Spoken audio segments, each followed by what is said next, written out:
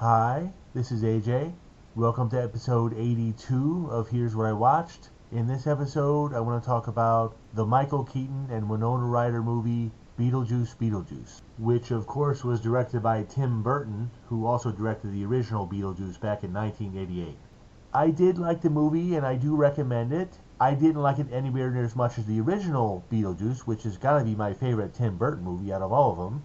And Beetlejuice Beetlejuice takes place 36 years after the events of the first movie, and after a death in the family, 3 generations of the Dietzes return to Winter River for the funeral, which Beetlejuice sees as an opportunity to try to get back in the picture with Lydia, who is a mother now, by the way, and her daughter sort of gets involved with somebody she meets in Winter River.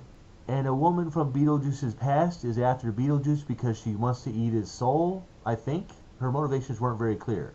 So there's a lot of stuff going on in this movie. More stuff than was going on in the first movie, really. And all the pieces of this movie do technically fit together and mostly make sense, but they don't fit together anywhere near as well as the pieces of the first movie fit together.